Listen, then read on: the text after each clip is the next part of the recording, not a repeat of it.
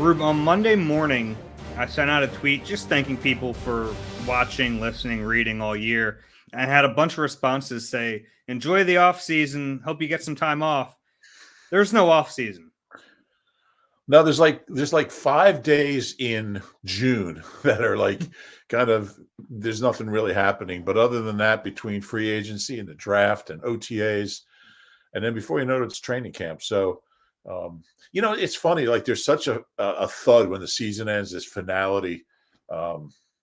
It's like you're building up, and you get to the playoffs, and then like 3 hours later, the season's over, and there's like it's crazy. But the off season is, in a completely different way, just as interesting, and we'll be here for all of it. Yep. This is the Eagle Eye Podcast presented by Nissan with Reuben Frank. I'm Dave Zangaro. And that starts today. We're going to start looking through to the future. And you wrote a piece on our website looking at 11 guys. I shouldn't say players because they're not all players, but 11 guys who you think shouldn't be back for the 2022 season. And that's really where this whole process begins. You look at those guys, you look at the pending free agents, and then we'll see about the coaching staff. We'll talk about Jonathan Gannon a little bit later with 3 interviews on his schedule. And if he doesn't come back, where do they go from there?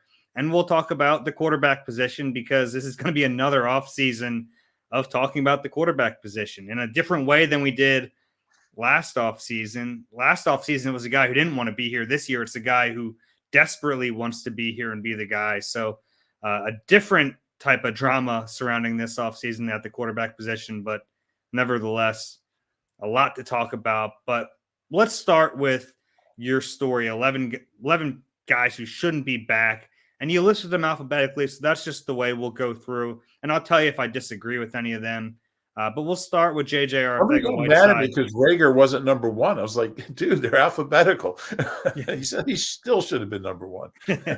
He should have changed his name, and then he should have been number 1. But we'll get to him in a minute. But JJ Arcega-Whiteside, as much as we like him as a guy, I mean, he is a really nice kid. You're right. I mean, this is a no-brainer. He probably shouldn't have been here this year. I give him credit because he did improve on special teams, and that's how he made this roster. It wasn't as a receiver. He really made it as a special teamer, so you give him credit for that, but it's time to move on. Yeah, they didn't draft him in the second round to be a special teamer. 16 catches, Dave, in 3 years. 2 this year, 6 last year. I guess 8 the first year. It might have been 4 last year and 10 the first year, but in any case, it's the fewest in like 30 years for a second round or first or second round wide receiver in his first 3 years who played. I mean, there's been guys who never played, but as far as a guy that actually got on the field, 16 catches in 3 years. I mean, there's guys who have 16 catches in a game. I think didn't Brian Westbrook once have 16 catches in a game? This guy's got 16 in 3 years, and yeah, I mean, I don't know. I was wrong about him. I was not wrong about Rager, but I was wrong about J-Jaw. I really thought that first mini camp, I mean, he was confident. He was catching everything. Then training camp, his rookie year, kind of leveled off, but you expect that from a rookie. He still caught some balls, but he had the size. He could run well enough. He seemed to be able to get open. He just never put it together. And I wouldn't be shocked if he goes somewhere else and, maybe catches 12 balls.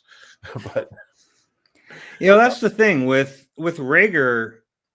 Most people agreed they overdrafted him, but not with J-Jaw. I mean, that was about where people thought he would go in that draft. What was he, 57th overall?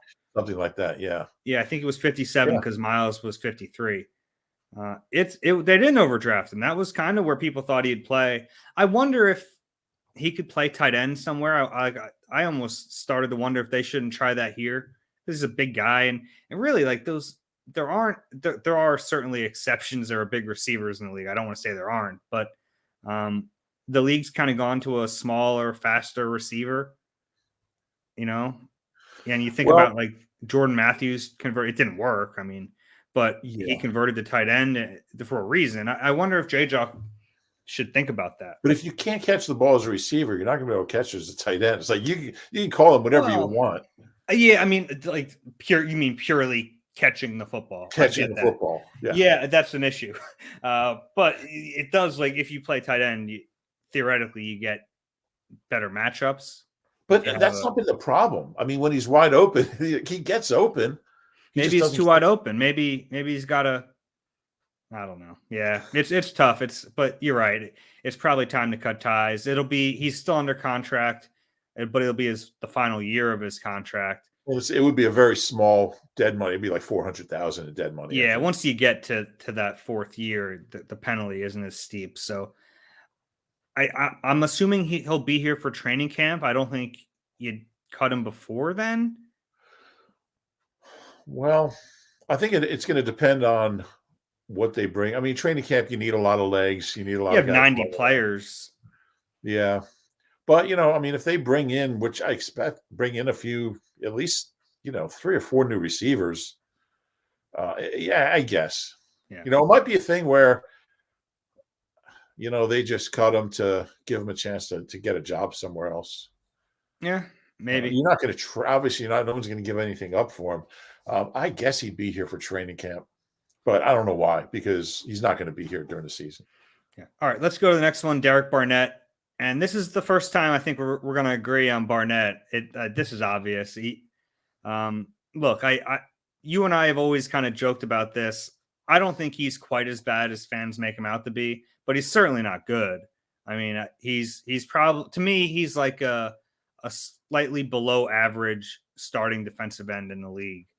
But he did rank 168th in the league in sacks this year, so there's that. Yeah, well, yeah, because sacks are all that matter. They do kind of matter. They do matter, but it shouldn't be the only criteria. And I think at times in his career he has gotten decent pressure, but this is not a time for us to disagree about the importance of sacks, because we agree about this. There's no way he can be back here. He's been a very disappointing player. As much as I think he's not as bad as people think, he hasn't been good, and he hasn't been worth the 14th overall pick. Yeah, I agree with everything you said. And really, until this year, I went into every season thinking this is going to be his year. And I just, like, this year, I was like, I'm not going to buy into that again, because he does show flashes, and he does. There's talent in there. There is a skill set. I mean, even in Sunday in Tampa, I thought he had a good game. It was probably his best game of the year. But the consistency obviously isn't there. He disappears for long periods of time. You can't write off the penalties. And he's at the point now. I thought that was a really borderline penalty Sunday, but I thought it was a bad call, but he's earned that. These guys are going to call. If he looks at the quarterback the wrong way, they're going to call it. That's just where he is now. He's got twice as many career penalties as sacks. And again, I don't want to harp on the sacks, but they're really damaging penalties too. I think that was his 4th personal foul this year, and I have it jotted down somewhere, something like his 13th of his career. Yeah, it's time to move on. And somebody asked me who I thought their DNs are going to be next year, and I think it'll be. I think BG's going to come back, and I don't know what to expect from him. He's 33, coming off a really bad injury. He seems optimistic when we've run into him outside the building. When has he not seemed optimistic? He's always optimistic. He'll be 50. He said, I could get 10 sacks this year. But I think it'll be Sweat, BG, a pretty high draft pick, presumably a 1, and Teron Jackson. I think that's going to be your edge rushers next year. But they've got to get somebody who can generate steady, consistent pressure and make things difficult for the quarterback, because they weren't this year. Yeah, Milton Williams maybe can take some of those snaps outside. Yeah, he can help a little bit. But you're right, that they need a young edge player. And we have a lot of time to talk about the draft, but that would be right at the top of my list. Is you gotta find a young edge player. Yeah, I keep going back and forth on what their biggest need is, and I think it's that. I mean, obviously they need some other things, but yeah. If you can't generate pressure in this league these days, you're not going to win. And yeah, they haven't done it. So they haven't done it in a long time. So yeah, we agree on that one.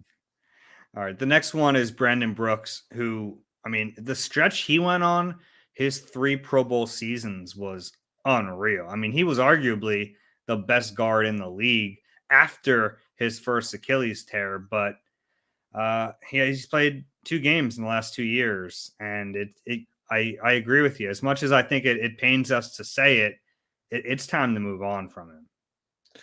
Yeah, and there's obviously he's got a big cap hit, but or a lot of dead money, but the cap hit if he's here is something like $4 million more than the dead money. Um, it kind of hurts to even write it. Like him and there were 2 guys who I just like. I can't believe I'm writing this, but such a great guy, such a great player. But I mean, he hasn't finished a season healthy since 17. So we're now going to 22. That was 6 seasons ago. So, he's 33, and they have depth there. I mean, they I think Dickerson and Sayamalo. I mean, we'll see what happens with Kelsey, but they've got good guards. I think Herbie showed, and Herbie's restricted, so he'll be back. I think Driscoll showed he can play in this league. Sua isn't awful. I mean, if he's your 6th guard. So they have guards, they have interior linemen, whether Kelsey's here or not.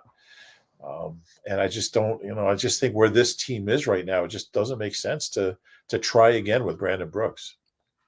All right, let's move on because this next one is the reason we were forced to call this guys instead of players. Michael Clay, the special teams coordinator. It's an interesting one because he's not a guy that like comes to mind as they have to get rid of him, but you laid out a pretty strong case. Yeah, and there's really no phase of special teams other than the kicking game that excelled this year or was even average. Punt return, punt coverage, kick return,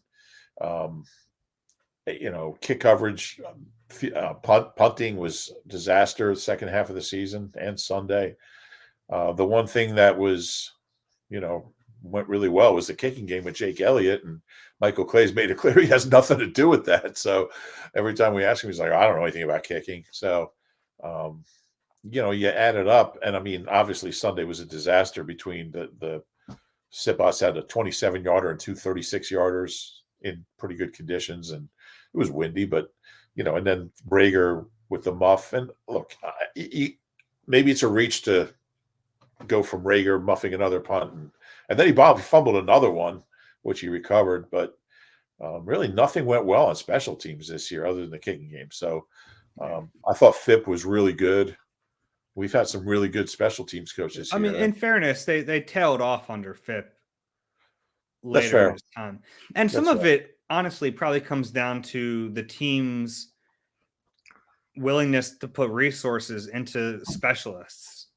Like when Phipps was really good, they had, the Brian Braymans and Chris Maragos and like Cameron Johnson, who, they didn't sign this year because they thought it was kind of a luxury item to have a high priced punter and they could have used him. He had a good year. Yeah, but it's interesting. I'll play devil's advocate real quick because if Michael Clay doesn't get credit for Jake Elliott, he shouldn't take a hit for the punter because neither of those are his wheelhouse. Yeah, that's fair. But even if you just look at return game and punt and kick coverage, they weren't good. How about another devil's advocate? Is it him playing Jaylen Rager? Well, yeah. I mean, I don't know. We don't know exactly. There's just nothing I saw in special teams that makes me think they've got something going here, or these guys. I don't feel like they're well coached on special teams. I just don't. So. Maybe that's harsh. Maybe it's unfair. That's just my takeaway was that they need someone else. They need another guy to guide special teams. That's what I saw. I just week after week, I was just like, man, they're special team. And I'm a big, me, I'm a big field position guy. I just think it's such a crucial kind of underrated facet. Like you look at the Eagles defense, and everyone always rips Gannon and everything. I mean, they allowed the fewest 75-yard touchdown drives in the league. Or I think over the year it was like the 3rd fewest, but they just kept having to defend short fields. So they gave up a lot of points. They just didn't give up a lot of yards. If all those drives start at 25, they're like a top 5 defense. But I'm a big believer in field position, and that's what special teams is. It's field position, and their field position was bad this year. Score big with the AAA Eagles MVP membership, along with the superb roadside assistance and discounts you've come to expect from AAA. Get exclusive Eagles-related perks. For all the details, visit AAA.com/Eagles. Nissan just made your choice for a new car an easier one than ever with their most exciting and fuel-efficient lineup. The choice is yours. Now get great offers across Nissan's full line. Shop your local Nissan store today and NissanUSA.com. All right, let's go to the next one. Jordan Howard. Interesting one because it's like back and forth with Jordan Howard. I think a lot of fans really like him, so they might be surprised to see him on this list. Why'd you put him there? I like him too. I think a lot of Jordan Howard, and I think he played great this year. But the thing is, I think Gainwell and Boston Scott and Miles have to play. And I think, Jordan, like if somebody gets hurt, I'm fine bringing Jordan back. I appreciate what he did, but the injuries are a concern. I mean, he's hurt a lot. Miles is hurt a lot too, but I think Miles is an elite talent. And I just think Gainwell's a guy. I know you like Gainwell a lot. I'd like to see him have a bigger role and a more consistent role. And I just think Boston Scott's a really good player. And he just, every time he gets the ball, it's like we're 3 years in now.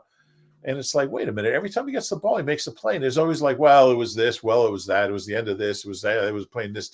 The guy produces every time he touches the football. So I want those three guys to be the main backs. And I don't think Jordan Howard's going to want to be here on the practice squad or as a fourth back.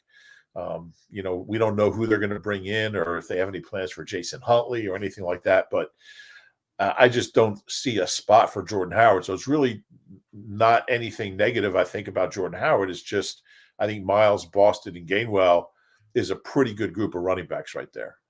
Yeah, I'm really curious to see what the future holds for Howard because he's only 27, but the style running back he is and the wear and tear, even at the end of this year with that stinger again, he didn't seem like the same guy. And then he didn't have a role really in the playoff game, probably for a reason.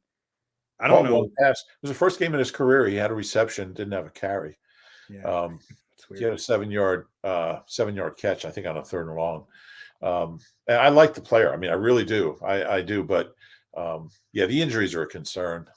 He gave the Eagles a lot that first stretch starting when Miles got hurt and they brought him up from the practice squad. I mean, that was like those 5 or 6 games. I mean, he was really just running great. But how often are you going to get that? You get that a few games a year. I don't know. Yeah. The other thing is like he'd probably be really cheap. He probably would be. I wonder, like, I mean, nobody, when he went on the practice squad this year, like nobody called him. He said he didn't get any offers. Yeah. I mean, he's better than other running backs you see around the league. So I wonder, like you said, I wonder if somebody will bring him into a camp on a, maybe give him a little bonus. He got a ton of money in Miami, made a fortune down there. I mean, he made enough money to retire on. What did he make, $9 million or something in Miami? I mean, he ended up playing like 5 games for them. But think about it. Like, when's the last time he had a full healthy season? I guess it was his last year in Chicago, right? It was 2018. And even then, it was like showing decline, clear decline. That's why they traded him. Yeah. So I like what he brings, but the injuries and who the Eagles have, I think kind of made that decision for me. All right. The next one is the most controversial one on the list because he was their best player in the playoff game. Talk about Ryan Kerrigan. I mean, this guy goes out, sack and a half, 3 tackles, I think 2 for loss, 4 quarterback hits. I mean, what else do you want from him, Rube?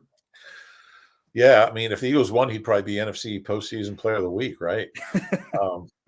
And I have a stats piece running tomorrow, and we were laughing early because Kerrigan's now got more career postseason sacks than Clyde Simmons, Seth Joyner, Fletcher Cox, and Jerome Brown.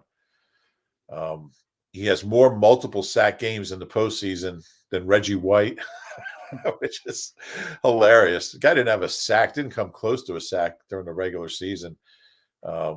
This just shows, it goes to show you what happens when you're facing a guy who can't walk. Tristan Wirfs, I give him credit for going out there and trying, but obviously he couldn't block anyone at that point. But Kerrigan, look, be that as it may, it was a really disappointing season for him. And I wouldn't think he'd be in the league next year. I would think he would call it quits. I think he's smart enough to know that,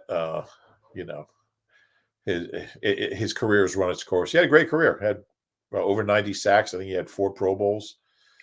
He was like, for a while, he was on a Hall of Fame type of career track. I mean, he's not going to get They there. revived his odds on Sunday with that performance. Yeah. Oh, I mean, really, like one of the greatest players in Washington history. It was, Yeah. and a guy who was like really well respected. So it was tough to watch him really not be able to do anything this year. Yeah, but I mean, it's tough because in the games where I mean, if I mean, we know that Rocker and Gannon they like to rotate their ends, and when he was in the game, they're just getting nothing out of him. Yeah. What do you have? 3 tackles all year? 3 tackles, and yeah, he played 30% of their defensive snaps. Yeah, yeah. I mean, he played a lot, and he played less during the middle of the season. But yeah, what a disappointing year.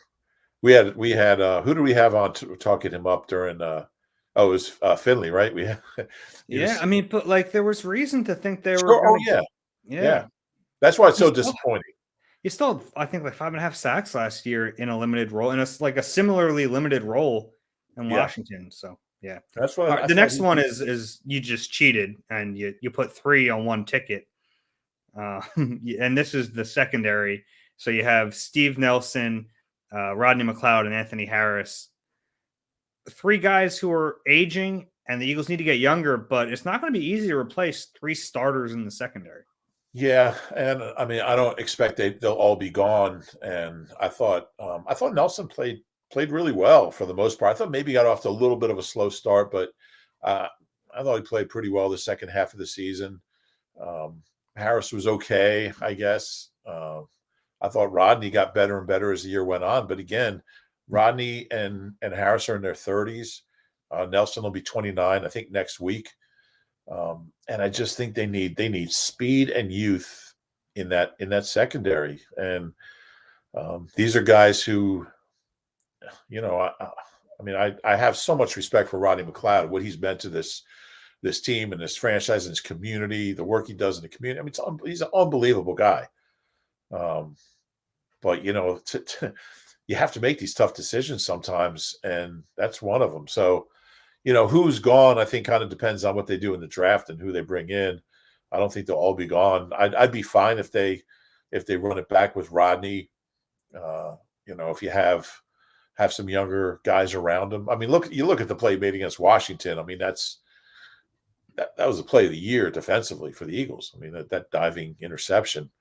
But I guess my point was they've got to get younger. They got to get faster. They got to get more athletic in the secondary. And here's 3 guys who, if they do move on from them, I'd be okay with it as long as they replace them with guys who are better and faster and younger. Yeah, it's a tough deal though, because you have free agency. The way the NFL schedule's up, you have free agency first, so right. You have to kind of figure out what you're going to do with these guys before you have a chance to know how you're going to handle the draft. So that makes it tough. Yeah, I think the McLeod one's, to me, the most interesting name on the list because late in the season, I think he proved like maybe he has a little bit left, but does he? And Howie always warns about sentimentality and how it can kill you.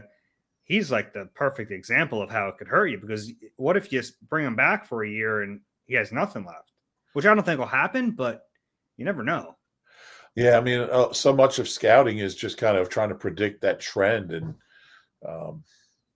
the Eagles got killed back in the Joe Banner days for letting most guys go when they hit 30, but none of those guys ever went anywhere and did anything. None of them in their 30s. They would let these guys go. Everyone would get all upset about it, and then the guy would disappear off the face of the earth. He'd go play for the Chargers or Jaguars or Seahawks or something, the Lions, and you'd never hear from him again, and he'd be out of the league. So you have to make those decisions that break your heart, and letting Rodney go would be one of those. All right, next one, Jaylen A. Rager. He should have been first alphabetically, so put him up there. He's got to be gone. And it doesn't, if you follow what they did with J-Jaw, it says he's going to be back. If you follow what they did with JJ, yeah, and he was a 2nd round pick, they brought him back for a 3rd season. Rager's going into year 3. So even though you say he should be gone, I think he should be gone. Their history shows he's not. He's going to be here next year, which, I mean, to have to watch him for another year just seems painful. It seems cruel. For him and for fans to have to go through that, because he needs, I don't know if we'll ever be able to play anywhere else. He doesn't strike me as a guy who's going to go somewhere else and really thrive, but I don't think it's going to be here. Yeah, I think that's clear. And I mean, everything says you have to bring him back. I mean, it'd be a pretty significant cap hit because he's a first-round pick with 2 years left. So obviously, there's more money there. And I honestly, I felt that there was a better chance of J-Jaw having a decent year this year than Rager having a decent year next year, which is just, I mean, sometimes you just see a guy and you just feel like there's no hope. It doesn't happen a lot. Like, I'm really optimistic. I always try to see the positives in any player, and, whoever it is, but man, I don't know how you bring him back. I don't know how you bring him back and take a roster spot from a young receiver who's trying to make it in this league, who's hungry and can catch the football. I don't know how you do that to your team. I don't know how you tell your team this is one of the 53 best guys in camp. I just don't know how you do that. At some point, guys are going to be looking. I don't know how you do that if Jaylen's the quarterback.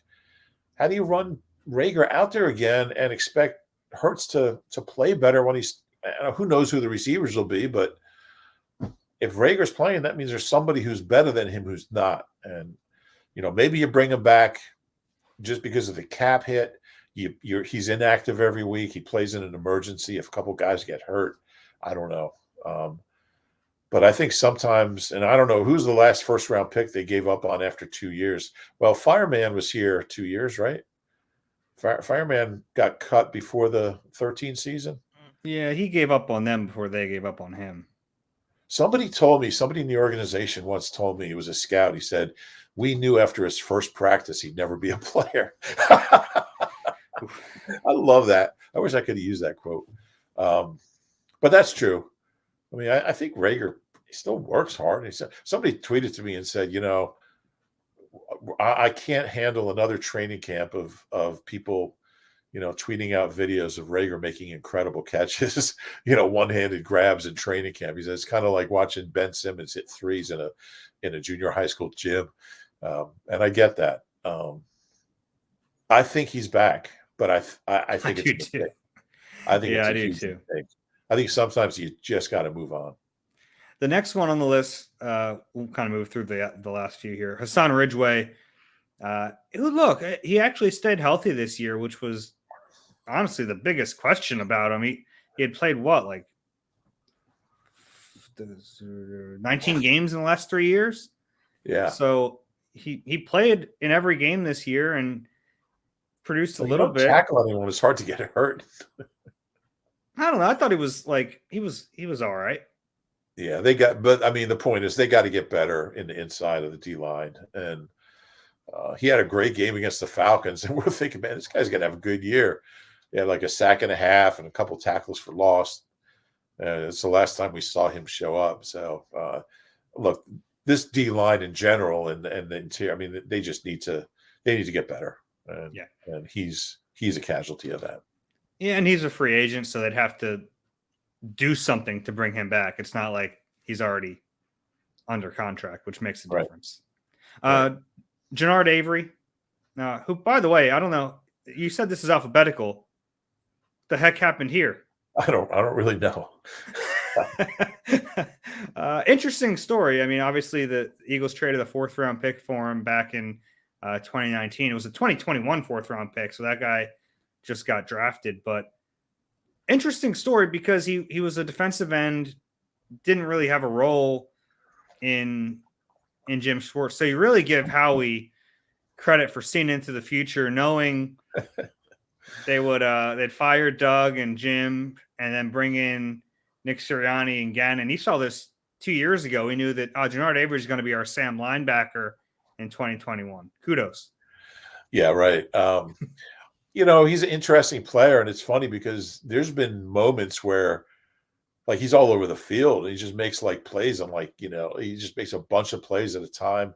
He had a couple games. Was it the Niners game? He was just all over the place. But there's no consistency there. I don't even know what he is or who he is. He's just kind of, he's one of those guys that will tease you with like really big play, like a really like impactful tackle for loss on a 3rd and 3. But then you just don't notice him for like 3 weeks. Again, linebacker core. Avery played over 300 snaps, right? They just got to get better there. They need more consistency. This linebacker core is, Singleton's undrafted. TJ Edwards is undrafted. What was Avery? Was he like a 5th round pick? 4 or 5. He was a mid-round pick. They need to expend some resources on that position. I still don't think they're going to take a linebacker in the 1st round, although I wouldn't rule it out. I would certainly do it. But they got to get better at linebacker, and they can't have Gennard Avery playing 300 snaps. They need playmakers in there. They need guys who can cover and make big plays. And I think TJ Edwards came a long way, and I like where he is, but they got to get better around. And I think Davion has a chance to be a player if he can stay healthy, which is a big if with him. But I think Avery, I appreciated the trade just because I thought he had some real potential, but it's time to move on. Yeah, he's like Avery. I like him, and if Gannon's back, I saw enough ideas, at least that were sprouting with Avery, to make me think he could kind of be a chess piece for Gannon. It like the next evolution of this defense. I wouldn't spend a lot of money on him. I'm talking like a minimum deal to bring him back, but I wouldn't count that out. Like, I don't think that would be an awful decision. Well, if he's a chess piece, how he got rooked. Oof. All right. The last one's the punter, Aaron Sipas. I don't think I'm going to get any disagreement here. Early in the year, he looked fine. It looked like, maybe they made the right decision. They got a decent punter for cheap, but you can't have a liability at that spot.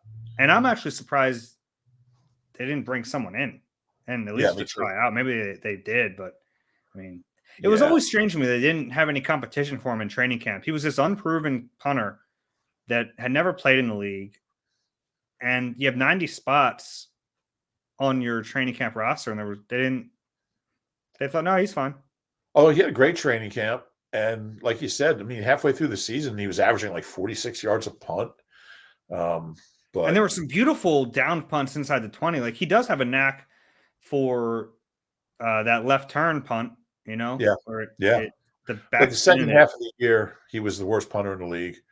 And Sunday, I think, was, that 27-yarder. You just can't do that. You can't just, you're giving up 20 yards to Tom Brady. And he had the wind. He did have the wind on that one. And then there were 2 36-yarders. So, and then he hits a 58-yard beauty when they were down 38 or 31-0, I think it was. Oh. So, that's how I knew he was a true Eagle. He started to play better when they were down 31-0. That's right.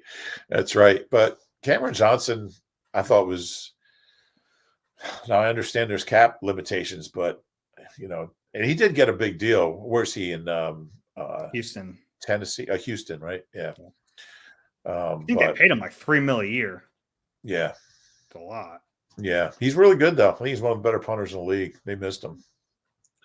But I think probably the only one you really disagree with is Avery. Yeah, and look, it's not that big of a deal because I wouldn't lose sleep over it if they didn't bring Janard Avery back. But I think he's still relatively young. If you get him on a minimum deal, I saw enough good things from him that I'd bring him back. Okay, fair.